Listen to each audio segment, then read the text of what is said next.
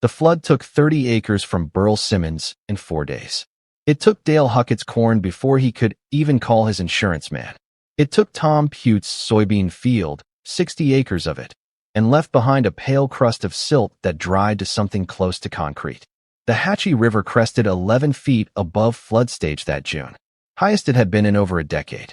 And when the water finally pulled back, every farmer on County Road 7 walked their fields and did the same math. What's gone? What it cost? How long to recover? Then Burl Simmons walked to his fence line and looked across at his neighbor's ground. The field that sat in the lowest pocket of the entire basin. The field every person in Hardman County, Tennessee knew was the most exposed piece of farmland for 5 miles in any direction. It was fine, not untouched, but standing, drained, the crops above the waterline still alive. The silt line that had buried his own lower quarter had stopped cold at the Callaway property edge and gone no farther. Burl stood there for a long time looking at it.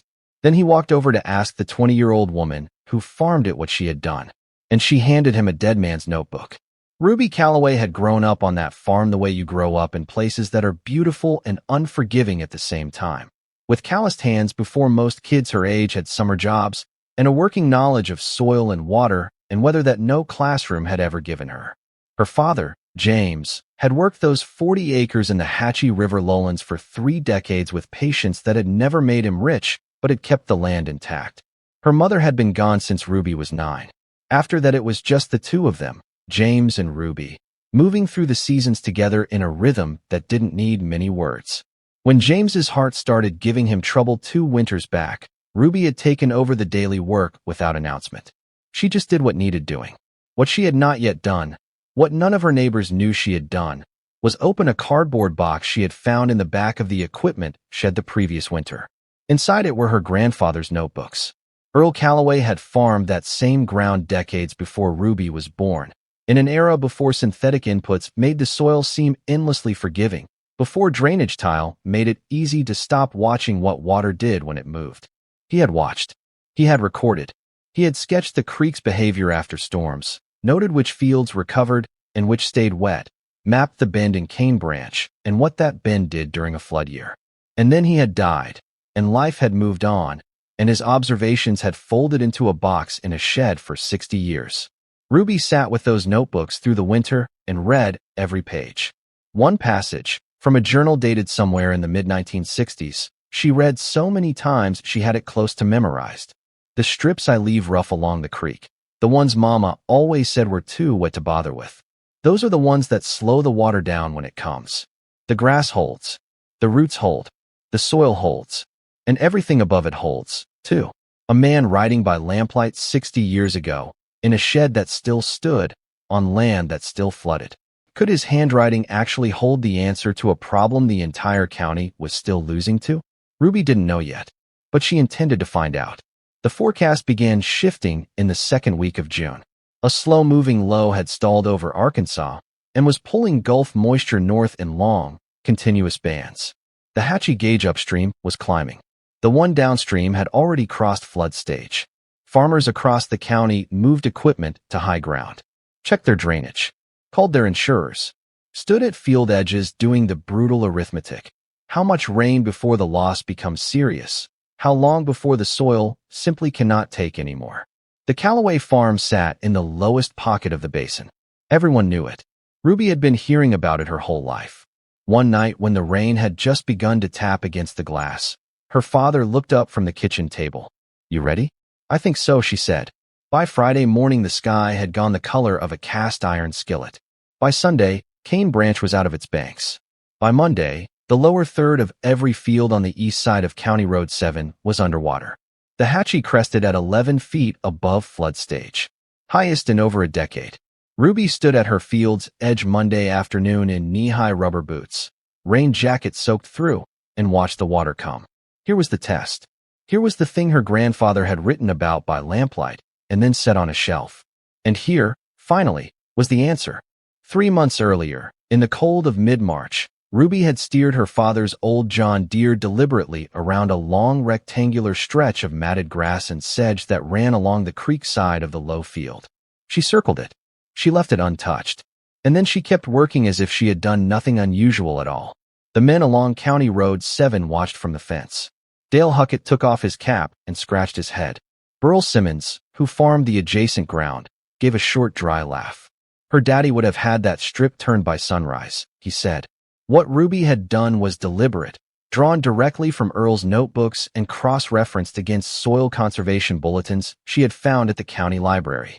An acre of native grass and sedge, 60 feet wide, running the full length of her lowest field along the creek bank. Dense, rooted deep, undisturbed. A plowed field is open. Water accelerates across it, picks up topsoil, and moves fast enough to overwhelm drainage and carry itself into everything above.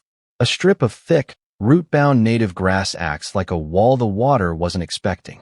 It slows. The sediment it carries drops out at the boundary. The energy dissipates. And the fields above, the fields with the actual crops, have time to drain before the damage is done. She had not invented this. She had not read it in a modern textbook or heard it at an extension meeting. She had read it in her grandfather's handwriting. On Monday afternoon, she watched it work. The water from Cane Branch pushed up against the grass strip and slowed. Not stopped. The hatchie was too powerful for miracles, but slowed. The root mass grabbed the silt. The dense vegetation took the first surge of energy and spread it sideways instead of straight up into the planted rows. The pale silted load the creek had been carrying down from the upper watershed dropped out at the boundary. It piled harmlessly at the edge of the grass and stopped there. The planted field above drained in hours. The crops showed stress, but no death. The silt line that had buried Burl Simmons's lower quarter and would cost Tom Pute a full replant on 60 acres stopped at the Callaway grass and went no farther. Ruby stood in the thinning rain Tuesday morning and looked at the line where the damage ended. She didn't feel triumph. She felt something quieter, a relief that borders on gratitude, directed at a man she barely remembered, whose handwriting had just saved the farm. Burl Simmons came first. He came on a Wednesday morning, for days after the water had pulled back from his fields, walking slowly the way a man walks when he is carrying more than what's in his hands. He stopped at the edge of the grass strip and stood there a long time, looking at the clean field above it, at the silt line that had halted at the boundary and gone no farther. He had lost a section of creek bank he had been building for 15 years. That kind of loss doesn't come out in your voice. It sits in the way you stand. I need you to tell me what you did here.